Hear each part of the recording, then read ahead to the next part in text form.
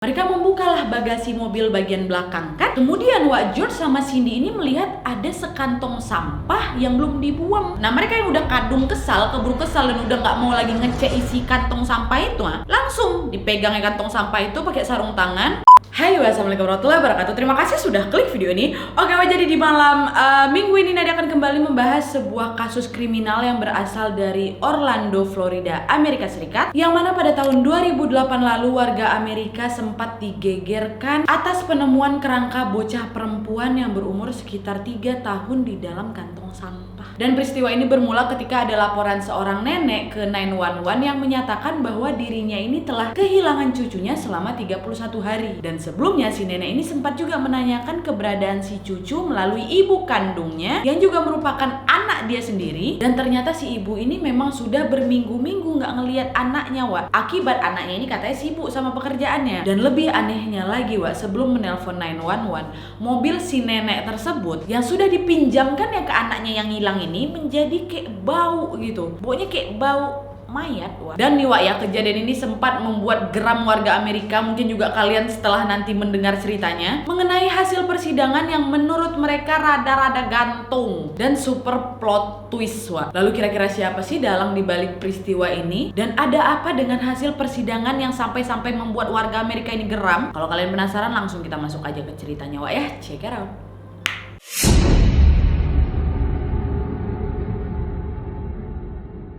Nah oke, seperti biasa sebelum aku masuk ke kronologi kisahnya, aku akan menjelaskan sedikit latar belakang dari para pelakunya ini ya, Wak, ya. Jadi adalah seorang wanita bernama Casey Anthony. Casey Anthony ini lahir pada tanggal 16 Maret tahun 1986 di Warren, Ohio, Wak. Casey ini tinggal bersama orang tuanya, ayahnya ini bernama George dan ibunya bernama Cindy Anthony. Nah George ini, Wak, bekerja sebagai polisi sedangkan sang ibu bekerja sebagai perawat. Nah Casey ini memiliki kakak laki-laki yang bernama Lee Anthony. Mereka dua bersaudara. Suatu hari, Wak, mereka sekeluarga ini memutuskan untuk pindah ke Orlando, Florida, yang mana wilayah tempat mereka tinggal ini dekat sekali dengan beberapa theme park, Wak, waktu itu. Di situ ada Disney World, Sea World, dan juga Universal Studio. Dan di masa mudanya si Casey ini, Wak, memang dikenal cukup energik, dia supel juga, cerdas juga. Tapi pada saat si Casey ini memasuki masa remaja, teman dan keluarganya Casey ini pernah mengatakan bahwa si Casey ini suka berbohong, tapi berbohong itu rada aneh, Wak. Ya meskipun beberapa orang pernah berbohong, pastilah aku pun pernah. Tapi pola berbohongnya Casey ini loh yang kadang buat kita gak geleng-geleng kepala. Karena, Wak, pola berbohongnya si Casey ini lebih ke hal-hal yang remeh-remeh gitu, Remeh-remeh yang aku maksud itu kayak gini loh. Misalnya aku tanya ke Casey kan, Wak, kau yang makan tadi makanan di kulkas gitu kan. Gak marah nih, cuma nanya kau yang makan sisa makanan di kulkas tadi, Casey. Nah Casey ini bakal jawab, enggak, bukan aku ya, nggak ada loh aku makan, katanya. Terus nggak sengaja aku gap lah si Casey ini, tiba-tiba ada makanan yang aku cari ini di mulut dia gitu. Tuh ada remahan makanan di mulut kau. Nggak aku juga kau. Dan Casey akan jawab lagi, enggak tahu aku, kata dia gitu. Nah ini nih, Wak, yang dikatakan aneh, dia berbohong untuk hal yang remeh, padahal kalau memang kau makan sisa makanan tuh nggak apa-apanya. Kayak misalnya, weh Casey, itu baju kau, tuh baju kotormu ya, jelas itu baju dia. Nanti dia bilang, enggak, bukan punya aku. Nah ini lo baju kau, enggak, bukan punya aku, gitu. Hal-hal yang nggak usah lah dibohongin, buat apa, nggak ada gunanya bohong tuh loh, Wak. Kalau sesekali mungkin nggak bikin gondok lah ya kan. Tapi ini sering kali, Wak, dia kayak gitu, berbohong untuk hal-hal yang remeh. Orang awalnya nggak marah jadi kesal gitu. Nah balik lagi ya kita ke cerita si Casey ini. Jadi Casey ini dulunya juga dikenal sebagai anak yang terbuka, Wak. Dia selalu cerita mengenai apapun kepada mama bapaknya. Tapi ya semenjak masa remaja ini dia sudah mulai menjadi anak yang tertutup. Casey benar-benar nggak mau lagi berurusan dengan orang-orang, Wak, terutama keluarganya. Dan beranjak remaja ini Casey juga dikenal sebagai tipe wanita yang nggak bisa sendiri, Wak. Nggak bisa sendiri tanda kutip ya. Pokoknya dia tuh nggak bisa menikmati hidupnya kalau betul-betul sendiri gitu kan. Dan mengingat usia Casey yang pada saat itu sudah memasuki SMA, orang tua Casey ini merasa nggak tahu apa-apa tentang anaknya, Wak. Dengan siapa si Casey ini bergaul, siapa aja teman dekatnya, siapa yang lagi dia kencani atau pacari. Jadi mereka ini betul-betul nggak tahu lah gitu tentang anak si Casey ini. Mereka udah pernah juga, Wak, mencoba untuk terlibat dengan menanyai Casey kan hal-hal yang mereka ingin tahu ini. Tapi ya Casey seolah-olah menutupi semuanya gitu dari mama bapaknya.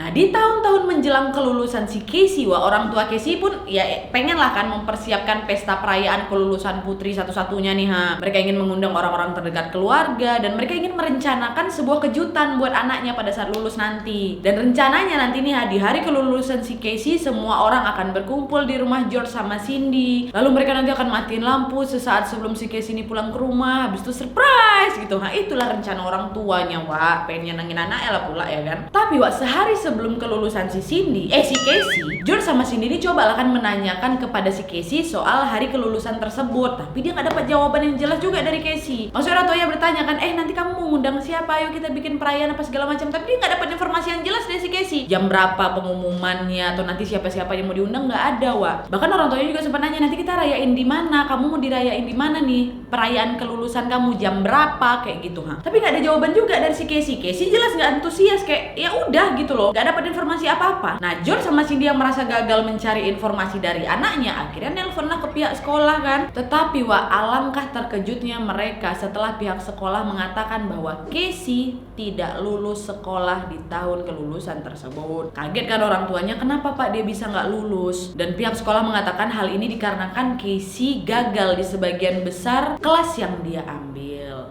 Dah lah tuh ya. George sama Cindy yang mendengar kenyataan pahit tersebut pun ya merasa sedih juga lah pasti. Tidak hanya karena anaknya tidak lulus saja, tetapi juga karena mereka sama sekali tidak tahu apa yang sebenarnya terjadi sama anak kita gitu. Kenapa dia jadi kayak gini? Sampai bisa mengganggu pelajaran dia di sekolah sampai nggak lulus dia. Mereka berdua ini betul-betul clueless lah gitu. Nah, dah lah tuh ya kan. Putus sekolah lah akhirnya si Casey ini, Dan tidak lama setelah itu entah apa yang merasuki si Casey, dia pun memutuskan ingin mencari pekerjaan, Dan akhirnya dia pun berhasil, mendapatkan pekerjaan di Universal Studio, tepatnya di Hard Rock Cafe. Dan sejak mendapatkan pekerjaan itu jugalah dirinya ini menjadi lebih sering berbicara lagi sama orang tuanya, Entah itu mengenai rekan kerja, bagaimana hari kerjanya, yang intinya dia tampak sangat menikmati pekerjaannya lah. Udah agak berubah, semenjak dia bekerja di sana.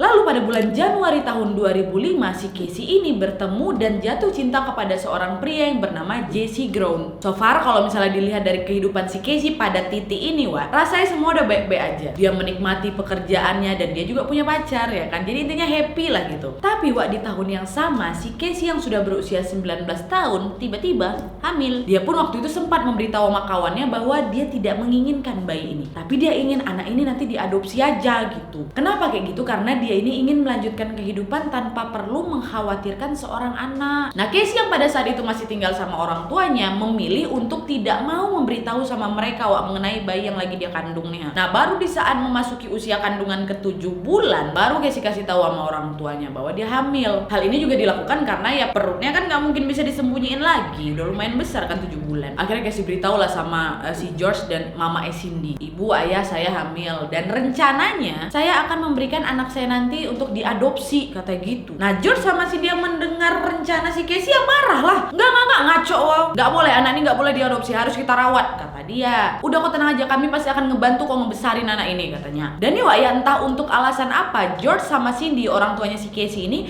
berpikir bahwa cara terbaik untuk menyikapi situasi Casey ini adalah dengan merahasiakan kehamilannya Casey, termasuk kepada kakak laki-lakinya atau anak dia yang lain, yaitu Lee. Hingga beberapa hari sebelum si Casey ini melahirkan, dirahasiain tuh, cuma mereka bertiga aja yang tahu. Nah, sampai akhirnya Lee, abangnya si Casey ini pun mendengar hal tersebut. Dia kesal, dia marah sama keluarganya, dan Lee juga sempat waktu itu memutuskan untuk tidak pergi ke rumah sakit pada tanggal 9 Agustus 2005 pada saat si Casey ini melahirkan bayi perempuan. Dan bayi perempuan itu diberi nama Kaylee Mary Anthony. Dah lahirlah nih ya anak baby perempuannya si Casey ini, diberi nama Kelly. Nah, Casey pada saat itu mengaku bahwa pacarnya si Jesse lah yang merupakan ayah biologis dari si Kelly. Tapi memang ada tuh beberapa teori di luar sana tentang siapa sebenarnya ayah biologisnya si Kelly. Tapi Cindy sama George, orang tuanya ini, mereka nggak pernah mendesak si Casey untuk mencari tahu siapa bapaknya. Bapak si Kelly maksudnya. Pernah nih di satu waktu si Casey bilang, "Mas, sebenarnya ayahnya si Kelly ini mengalami kecelakaan tragis, udahnya meninggal dunia." Tapi cerita itu berubah-berubah, Nanti entah apa lagi yang dia bilang, kok berubah aja terus. Dan sebenarnya tidak terlalu penting juga tentang siapa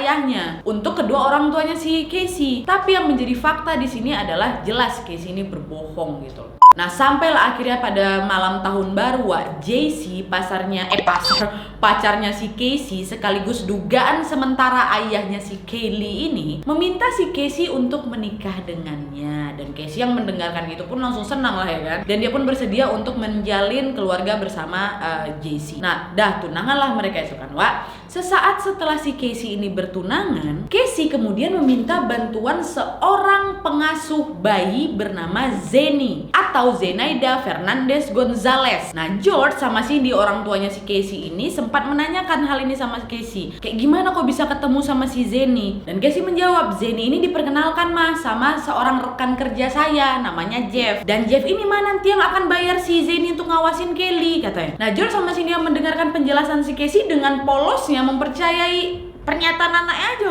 Harusnya kan ini kayak nggak masuk akal kan. Ketika ada nih seseorang yang bukan siapa-siapanya kita tiba-tiba rela membayar seseorang untuk ngasuh anak kita. Menurut aku ini udah jadi kayak tanda peringatan gak sih kalau ada apa-apa sama si Casey ini? Karena meskipun aku sendiri belum punya anak, aku tahu betul kalau memperkerjakan seorang pengasuh ya pasti biayanya mahal kan. Tuh ada orang lain yang baru ku kenal mau bayarin itu nenimu.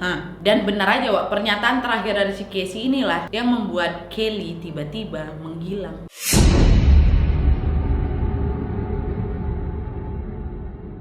Nah, jadi pada bulan Mei tahun 2008, JC, tunangannya si Casey ini tiba-tiba memutuskan pertunangan mereka. Karena apa? Si JC ini udah kayak jengah gitu sama perilaku Casey yang semakin lama udah semakin gak jelas, Dan Casey ini seperti orang yang bukan lagi si JC kenal. Sehingga putus lah ini ya, hubungan mereka gak jadi kawin. Dan tidak butuh waktu banyak, si Casey udah langsung move on. Dia langsung sering keluar, berpesta sama kawan-kawannya. Dan di saat-saat inilah Casey baru bertemu dengan seorang pria lagi bernama Tony. Tony ini bekerja sebagai DJ. Mereka berdua pun langsung memulai hubungan pacaran lagi, Casey kan memang gak bisa sendiri kan konon. Nah, Casey yang pada saat itu sangat mencintai Tony pun berencana suatu hari nanti akan pindah ke apartemennya si Tony ini, serta berencana membawa Kelly untuk tinggal bersama mereka. Tapi sebelum rencananya si Casey ini terlaksana, tepatnya pada tanggal 15 Juni 2008, terjadi pertengkaran hebat di rumahnya si George dan Cindy dengan si Casey. Tidak diketahui apa penyebab pasti soal pertengkaran mereka, tapi yang diketahui mereka bertengkar hebat aja gitu, anak beranak. Tetapi karena pertengkaran ini,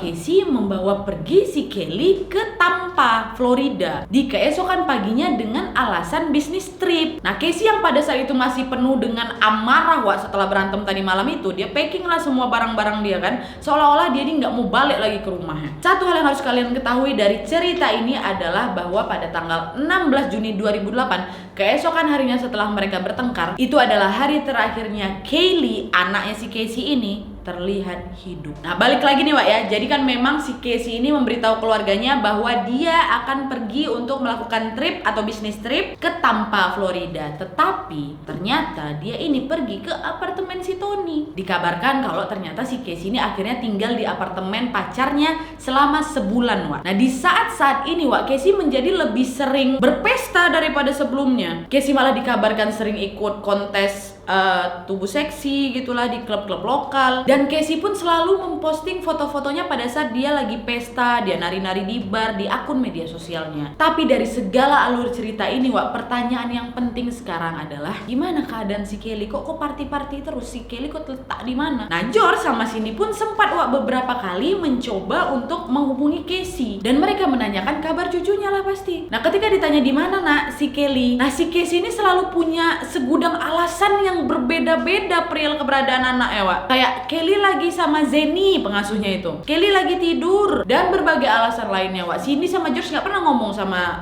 Kelly itu, Dan alasan-alasan inilah yang kemudian membuat kakek nenek Kelly ini khawatir lah. Dan mungkin kalau aku jadi kerabatnya pun aku bakal tanya mana si Kelly, Dan nggak diketahui nih Kelly di mana karena mereka nggak pernah berbicara sama Kelly selama menghubungi si Casey.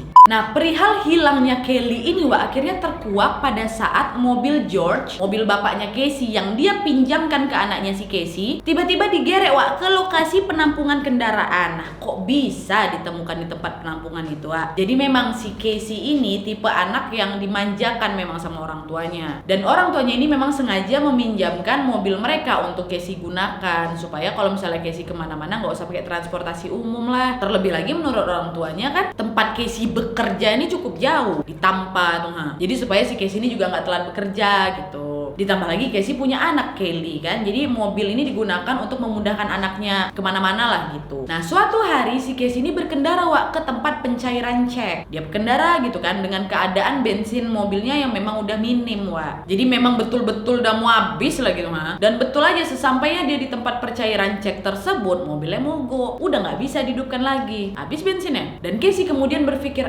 kalau aku panggil mobil derek ke pom bensin, nanti duit yang aku cairkan ini pasti habis langsung ini. Jadi si Casey ini memutuskan untuk meninggalkan mobil ayahnya itu di tempat parkir tempat pencairan cek itu, Wak. Dah sampailah itu ya, berhari-hari, waktu pun berlalu. Orang-orang yang bekerja di tempat pencairan cek itu kan akhirnya nyadarin ini mobil siapa nih nggak diambil-ambil. Udah lama terparkir di situ kan. Lalu kemudian orang pencairan cek ini langsung memanggil truk derek dan meminta petugas derek untuk membawa mobil tersebut ke semacam tempat penampungan kendaraan gitulah, Wak. Dah didereklah ke sana kan. Dan setelah melakukan pengecekan data mobil tersebut, Wak, pihak derek ini pun mengetahui dan mendapatkan kontak George. Karena kan memang mobil tersebut atas nama George. Dah diteleponlah George ini sama petugas derek. Pak, ini ada mobil bapak di derek ini Pak, ke tempat penampungan kendaraan. Gegara terparkir berhari-hari di tempat pencairan cek. Ini mobil bapak nih ya, plat sekian mobilnya ini katanya.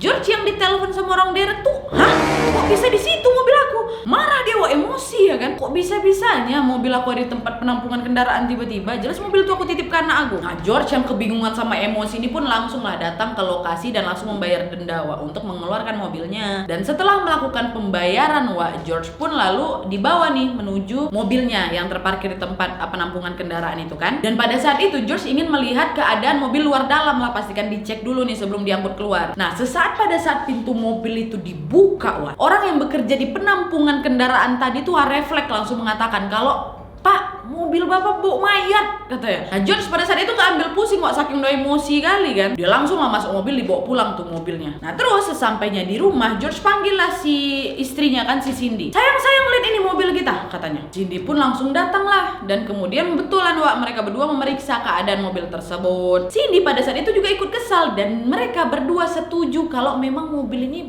bau nyengat kali ya Pak. Dan keadaan dalam mobil tuh berantakan Wak. Di situ ada pizza, di situ ada sampah dan lain-lain lah gitu. Dan mereka berdua pun kemudian mencoba Wak mencari sumber bau yang nyengat ini nih Dan setelah mereka cari-cari, akhirnya mereka membukalah bagasi mobil bagian belakang kan. Kemudian Wak, George sama Cindy ini melihat ada sekantong sampah yang belum dibuang. Nah, mereka yang udah keburu kesal dan udah nggak mau lagi ngecek isi kantong sampah itu, langsung dipegangnya kantong sampah itu pakai sarung tangan, terus dibuang tanpa mereka mengisi isi kantong tersebut. Nah, dibuang nih ya kantong yang bau kali itu. Dan George langsung diambilnya pewangi mobil, Wak, tuangkannya semua ke dalam mobil. Dan mereka pada saat itu membiarkan pintu mobil itu terbuka untuk membiarkan udara masuk supaya minimalisir bau busuk tadi. Nah, di saat ini pastilah George sama Cindy jadi makin kesal sama si Casey kan. Mereka terus bertanya satu sama lain, kenapa si Casey kok kayak gini? Kenapa si Casey ninggalin mobil di parkiran? Kenapa si Casey nggak ngomong apa-apa sama kita? Gimana cara dia nanti pergi ke kantornya? Lalu di mana dan bagaimana nanti si Kelly? Maksudku semua pikiran ini melewati kepala mereka berdua, Wak. Dan Cindy, mamanya ini hanya ingin tahu jawaban dari anaknya Casey lah. Dan tidak lama setelah mereka selesai membersihkan mobil itu, Cindy langsung mencoba lagi menghubungi si Casey, tapi nggak diangkat. Nah, karena ibunya tahu pada saat itu si Casey ini tinggal dengan pacarnya si Tony, maka pergilah si Cindy ke apartemennya si Tony. Dan ketika Cindy sampai di apartemen Tony, Wak, dia mencoba mengetuk pintu, dia panggil Casey gitu kan. Tony yang buka pintu. Tante katanya. Ada Casey, ada di dalam, masuk silakan tante. Lalu Cindy diantar lah itu kan ya, masuk ke ruang tamu apartemen mereka. Betul, ditemukannya lah si Casey. Cindy yang udah nengok Casey, apa yang udah kau buat nih? Di mana si Kelly? Kenapa kau nggak ngasih kabar sama kami? Casey bilang Kelly sama pengasuhnya si Zeni mah. Kenapa mobil kau main tinggalkan di parkiran aja? Terus nanti si Kelly kayak gimana kalau misalnya mau kemana-mana? Ya pokoknya si Kelly sama Zeni aja mah. Yaudah, kata si mama ya kan. Biar aku yang jemput Kelly sekarang. Di mana lokasinya? Katanya. Nah, Casey yang dicecer pertanyaan di depan pacarnya ini, Wak, membuat dirinya itu ya makin emosi juga. Gara-gara anaknya juga emosi, mamanya emosi, langsunglah si Cindy ditarik tangan anaknya si Casey ini kan, dan memaksa si Casey ini untuk udah balik ke rumah katanya. Nah Casey yang pada saat itu juga merasa malu sama pacarnya, akhirnya dia mengikuti kehendak mama Wak. Pergilah mereka balik ke rumah, dijemput si Casey kan. Dan sesampainya mereka di rumah Wak, Cindy langsung menelpon 911 untuk melaporkan si Casey karena anaknya telah mencuri mobil dan juga meninggalkannya di tempat parkir sembarangan. Nah diketahui Wak kalau si Cindy ini telah menelpon 911 sebanyak 3 kali di waktu yang berbeda. Pertama, dia menelpon 911 dan berkata,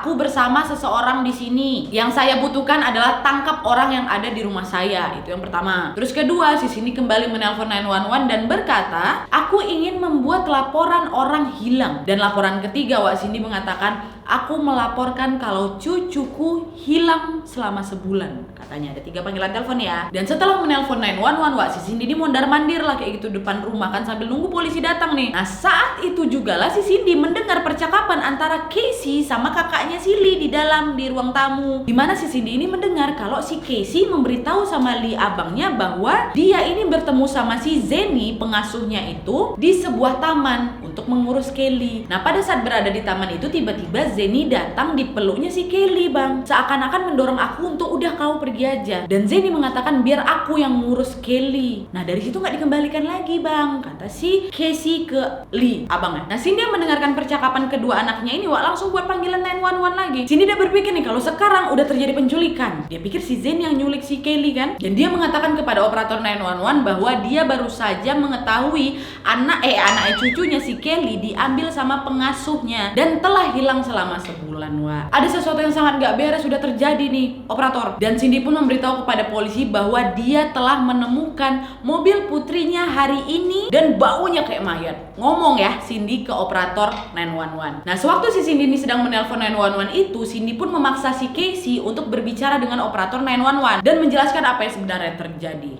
Cindy ini 911 ini, kok kasih tahu kalau memang anakku hilang. Nah waktu itu Casey sempat nolak Wak karena panik. Tapi karena didesak terus sama mamanya kan, akhirnya si Cindy pun berbicara lah sama operator 911 ini. Dimana Casey mengatakan, "Iya ibu, saya tahu dengan siapa putri saya saat ini. Tapi bu, nomor orang tersebut udah gak bisa digunakan lagi. Nah orang itu bu namanya Zenny, pengasuh Kelly anak saya." Casey juga nerangin Wak bahwa si Zenny ini pernah mengizinkan Casey untuk berbicara dengan Kelly pada tanggal 9 Juli dan 15 Juli melalui telepon. Dan si Zenny ini mengatakan ke si Casey bahwa tenang kau, Kelly baik-baik aja katanya. Dan Casey ini juga memberitahu kepada petugas bahwa nama lengkap si pengasuh ini atau pengasuhnya si Kelly ini adalah Zenaida Fernandez Gonzalez. Dan Casey juga menambahkan bahwa dia ini sering berkomunikasi dengan si Zenny ini melalui sosial media MySpace. Dan katanya Zenny akan mengembalikan Kelly sama saya Pak sekitar nanti waktu ulang tahun Kelly katanya. Nah itulah keterangan yang diberikan Casey kepada operator 911 kan. Setelah telepon itu selesai Wak, Cindy yang mendengar informasi tentang si Kelly dari Casey pada saat nelpon 911 itu berkata, "Ini adalah cerita yang paling bodoh yang pernah aku dengar. Kok bisa sih kok gak peduli sama anakmu?" Marah lah mamanya, neneknya lah pula ya kan. Aku kalau ada di posisi Cindy pun bakal bilang kayak gitu. Bisa-bisanya kok ngomong kayak gitu. Apa ini? Gitu loh.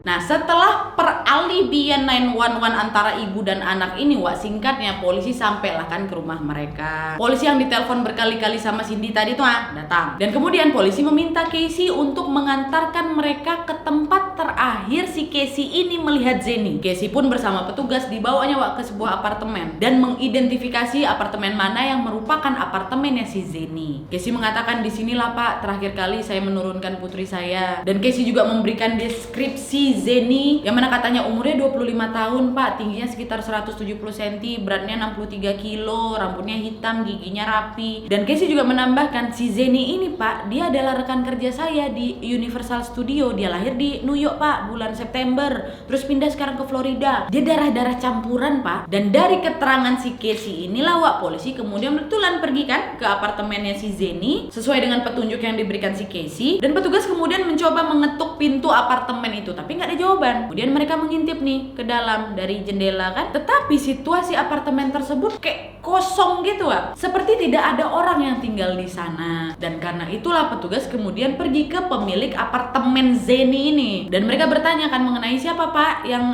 pernah tinggal di sini gitu. Dan pemilik apartemen itu kemudian memberitahu kepada petugas kepolisian bahwa tidak ada yang tinggal di apartemen itu sejak bulan Maret, Pak. Dan tidak ada orang yang bernama Zeni ini pernah tinggal di sini, kata si pemilik apartemen. Dan setelah mendapatkan informasi yang kontradiktif dari kesaksiannya si Casey, barulah polisi kemudian langsung ngecek CCTV supaya mengetahui nih dengan pasti kapan si Casey ini menurunkan Kelly kan. Karena pada saat itu bisa jadi aja si Zeni nggak pakai nama aslinya, bener nggak? Dan setelah dicek lagi nih, betul Wak, Casey tidak pernah muncul di video rekaman tersebut, Wak. Dan setelah menemukan fakta di lapangan ini, polisi pun kemudian percaya bahwa kesaksian yang diberikan oleh si Casey Anthony ini bullshit atau omong kosong. Dan pastilah langsung petugas nyimpulkan bohong dari tadi si Casey ini. Tapi Wak, mereka tidak serta-merta langsung mengkonfrontasi Casey waktu itu. Mereka mulai menyelidiki Casey secara diam-diam lebih detail. Pada satu waktu di saat masih ditanya-tanya sama polisi ini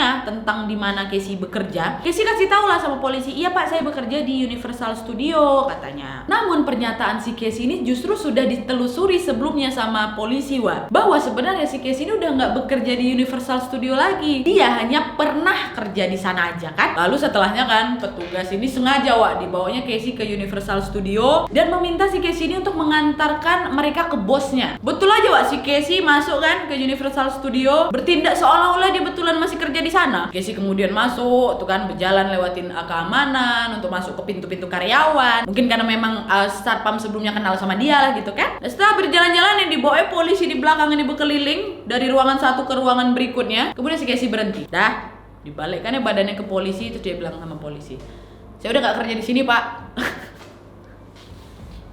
Bisa-bisa aja.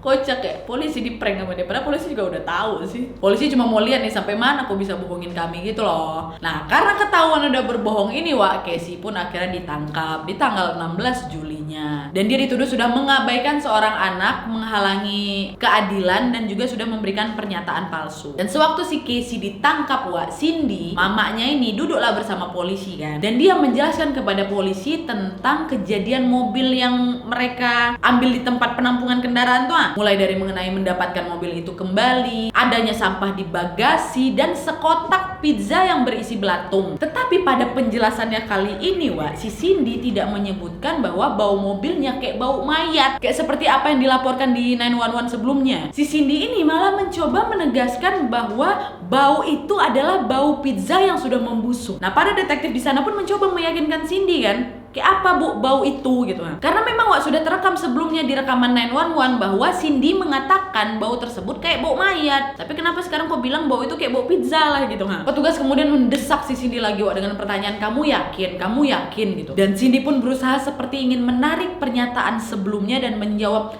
"Enggak kok Pak, itu memang kayak bau pizza yang busuk Pak, bau pizza busuk," katanya. Udah nggak dibilang lagi tuh kayak bau mayat, Wah. Dan para detektif pada saat itu pun langsung menerima pernyataan Cindy ini, Wah. Tetapi pastinya mereka langsung membawa mobil George sama Cindy ini untuk diperiksa lebih lanjut kan. Dan kemudian petugas memeriksa mobil tersebut menggunakan anjing pelacak. Anjing itu langsung lah kan mulai mengendus-endus, dan tebak Wah apa yang terjadi? Anjing itu mulai menggonggong saat mencium koper yang berada di bagasi, Wah. Dan selain itu juga petugas melihat bagian bawah bagasi terdapat kayak noda kecil yang ukurannya seperti tubuh anak kecil, Wah. Udah mulai ketebak ya sampai di sini ya. Lalu kemudian petugas melanjutkan dengan mengatakan bahwa adanya unsur dekomposisi tubuh serta kloroform, Wak. Kloroform ini adalah bahan yang digunakan sebagai bahan pembius, Wak, yang sangat kuat di situ. Ada nih bau kloroform kan. Dan ditambah lagi ada penemuan rambut di bagasi mobil itu, Wak. Dan sehingga mereka pun langsung melakukan tes DNA kepada rambut tersebut, dan melalui uji mitokondria, hasil uji tersebut menunjukkan dengan kuat bahwa rambut yang mereka temukan di bagasi mobil tersebut adalah rambut milik Kelly. Tuh, Wak. Dan setelah mendapatkan bukti yang sangat kuat ini, para penyidik juga menyita komputer keluarganya Casey dengan harapan mereka bisa menemukan itu menemukan bukti baru. Dan betul aja Wak, setelah mereka cek nih di komputernya, mereka menemukan petunjuk baru, yaitu seseorang yang telah menggunakan komputer tersebut sudah mencari informasi cara membuat kloroform di Google. Dan atas penyelidikan ini Wak, polisi kemudian bertanya lagi sama si Cindy, mama si Casey kan, ibu, di komputer ini kami menemukan ada orang yang mencari informasi tentang DIY-nya kloroform. Bisa ibu jelaskan ke kami tentang hal ini? Nah Cindy Wak, mama si Casey ini kemudian berkata, oh iya pak, waktu itu saya memang lagi mencari informasi tentang klorofil, tentang zat hijau daun gitu loh Wak. Karena pak, anjing saya baru aja makan bambu di halaman belakang, dan saya ingin memastikan bahwa bambu tersebut tidak beracun untuk anjing saya. Dan di saat saya lagi nyari informasi soal klorofil pak, muncul ada info soal kloroform. Saya pun klik lah pak, itu informasi itu katanya gitu. Nah penjelasan dari sini pun pasti udah terdengar aneh lah di telinga detektif kan. Mereka pun percaya Wak dari situ bahwa si Cindy ini sedang berusaha ingin menutupi sesuatu. Dan penyidik pun kembali menggali semua informasi dan menyadari bahwa si Cindy ternyata tidak ada di rumah ketika pencarian komputer itu dilakukan Wak. Bisa-bisanya kok tiba-tiba nyari klorofil padahal nggak ada di rumah.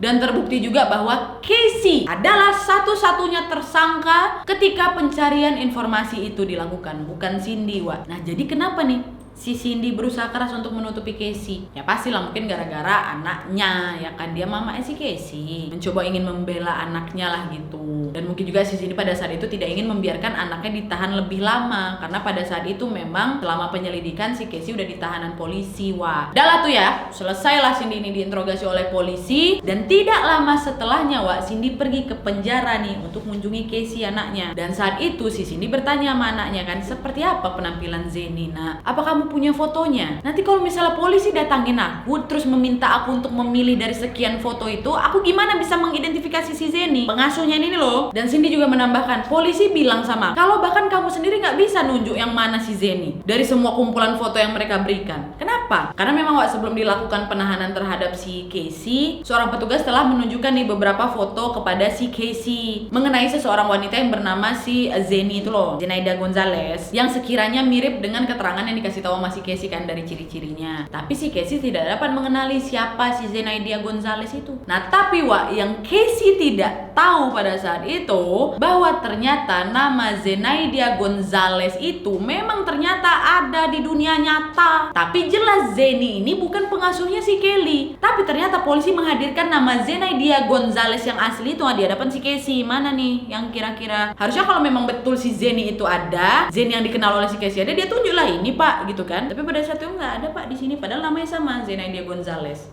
Nah dari situlah juga polisi udah tahu kalau Cindy ini bohong gitu loh sebelum pada saat penyidikan itu. Dan setelah sebulan berlalu Wak, Cindy sama George pun mengunjungi si Casey yang ada di dalam penjara tersebut. Mereka memberitahu Casey bahwa orang-orang mengatakan Kelly sudah tiada. Cindy pun akhirnya bertanya kepada si Casey apa yang dikatakan nalurinya sekarang Wak. Casey dengan tenang mengatakan bahwa dia percaya Kelly masih hidup. Dan di saat ini juga Casey menginfokan kepada orang tuanya bahwa dia telah merekrut seorang pria bernama Jose Baez sebagai kuasa hukumnya Wak. Nah Jose ini sudah menulis surat ke kantor sheriff tentang kesediaannya si Casey untuk bekerja sama dengan penegak hukum. Dia tunjuk nih pengacaranya si Jose ini kan. Dan karena surat ini Casey pun mendapatkan kesempatan untuk dibebaskan dari penjara pasti. Betul aja Wak, hakim pengadilan menetapkan jaminan yang harus dibayar sama Casey sebesar $500.000. Dan jaminan Casey ini pun telah dilunasi. Dan akhirnya bebas si Casey. Balik lagi Casey ke rumah orang tuanya. Dapat dari mana Nat? Dari orang tuanya Wak. Dan di titik ini Wak, media udah tahu nih seluk beluk kasusnya si Casey. Jadi ketika Casey di rumah, banyaklah itu media berkumpul kan mengelilingi area rumahnya si Casey. Mereka semua nunggu di luar, di halaman, di jalan masuk, kok rame lah di situ reporter. Dan kemarahan publik pun semakin mencuat akibat si Casey ini dinyatakan bebas dan bisa balik gitu aja. Dah bebas ini si Casey. Walaupun ada beberapa bukti-bukti janggal ini si Kelly belum ditemukan nih Wak ya. Nah hampir sebulan setelahnya Wak, tepatnya pada tanggal 29 Agustus, si Casey ditangkap lagi. Tetapi kali ini dia tidak ada hubungan dengan kasus hilangnya Kelly Wak. Dia ditangkap gara-gara ketahuan nulis 4 cek tanpa izin gitulah, senilai hampir $650. Dan kali ini orang tuanya si Casey pun lagi-lagi membayar denda dengan obligasi sebesar $500.000. Dan dia dibebaskan lagi dari penjara county. Aku nggak ngerti lah kenapa orang tuanya ini bela anaknya kali ya. Ya paham sih aku namanya orang tua, tapi udah tahu anak ini barbar. Mereka terus-terusan tuh kasih jaminan buat anaknya. Padahal dia jelas salah loh anaknya ini. Oke lah kalau yang pertama belum ada bukti lah konon ya kan. Yang kedua dia jelas anaknya salah ngecairin cek gitu tanpa izin kan. Aku yang geram Wak. Ini untung gak diupload ya waktu siang-siang puasa ya. Nah adalah kan bebas lagi Wak si Casey. Gak ada disangkut pautkan nih dirinya dengan hilangnya si Kelly dan kesalahan-kesalahan yang lain pada saat itu. Sampai akhirnya Wak pada tanggal 11 Desember tahun 2008 kurang lebih 1 mil dari rumahnya si Casey dan George dan Cindy ini, seorang pekerja konstruksi jalan melihat sesuatu yang tampak seperti tengkorak. Dia kemudian seperti kayak menusuknya dengan tongkat dan kemudian menyadari bahwa itu memang tengkorak sungguhan. Pekerja konstruksi ini pun langsung menelpon 911 dan mencoba melaporkan temuan ini kepada tim kepolisian. Petugas pun akhirnya datang langsung mengidentifikasi penemuan tengkorak tersebut dan pada tengkorak itu juga terdapat sisa lakban dan di dekatnya ada tas yang berisi sisa-sisa tulang yang ditutupi selimut bergambar Winnie the Pooh dan Piglet Wak. Dan dari situ mereka langsung ngecun kalau ini adalah tulang anak kecil. Dan nggak pakai lama Wak, mereka langsung melakukan tes DNA terhadap tulang tersebut. Dan pada tanggal 19 Desembernya hasil tes DNA pun keluar Wak. Udah ketebak lah ya. Hasil tes DNA tulang tersebut adalah milik Kaylee Anthony Wak, anaknya Casey, cucunya Cindy. Aduh. Dan polisi pun langsung mendapatkan surat perintah untuk menggeledah rumah keluarga George dan Cindy dan mereka menemukan kamar Kelly ini bertemakan Winnie the Pooh dan cocok apabila disandingkan dengan selimut yang mereka temukan di lokasi. Temanya sama Winnie the Pooh. Dan di dalam rumah tersebut juga polisi menemukan ada sebuah tas laundry berwarna putih sama persis seperti yang mereka temukan di dekat jenazah Kelly. Tas laundry itu memang dijual di pasaran secara berpasangan gitu. Dan dua item yang sangat spesifik ini memberikan petunjuk yang sangat penting untuk dapat menemukan siapakah yang telah menghilangkan nyawa Kelly. Yang jelas bukan orang asing pastinya yang melakukan hal ini, tapi orang yang memiliki akses di rumah keluarga George ini kan. Karena barang-barang yang ditemukan di dalam rumah. Dan atas penemuan banyaknya petunjuk baru ini, Casey kembali didakwa dan kali ini dengan dakwaan pembunuhan tingkat pertama. Dan mendengar dakwaan ini, Wak, Cindy mamanya membela mati-matian anaknya. Dia menentang keras dakwaan tersebut. Tetapi berbeda dengan George, ayahnya Casey. George tampak menjadi satu-satunya orang yang menanggapi semua ini dengan kepala dingin. Dia tahu bahwa Casey yang bertanggung jawab atas kejadian ini. Ketika dia menyampaikan apa yang dia ini percaya kepada istrinya Cindy, Cindy menolak mentah-mentah. Dia bilang, nggak mungkin anakku kayak gitu, nggak mungkin anak kita kayak gini, sayang. Cindy ini kayak orang yang nggak mau mengakui apa yang sebenarnya terjadi gitu loh, Wak. Denial dia. Dan karena kasus ini mencuat lagi ke permukaan, media pun kembali secara terus-menerus menggerogoti keluarga ini, Wak. Orang-orang juga kemudian bersikap sangat buruk terhadap George sama Cindy. Mereka menganggap kok nenek kakek nggak becus lah gitu. Kau ngapain bela anakmu yang udah jelas-jelas salah kayak gitu. Nah, hingga akhirnya pada bulan Januari tahun 2009, George yang mungkin udah nggak bisa menghandle ini semua, Wak, memilih untuk tinggal di hotel dan kemudian dia mencampurkan alkohol miliknya dengan obat-obatan. Dan entah gimana caranya nih, Wak, ya, polisi akhirnya berhasil menemukan George di hotel tersebut. Dan pada saat ditemukan itu George sudah dalam keadaan tidak baik-baik saja, Wak. Sepertinya George sedang melakukan percobaan menghilangkan nyawanya. Karena pada saat itu ditemukan ada catatan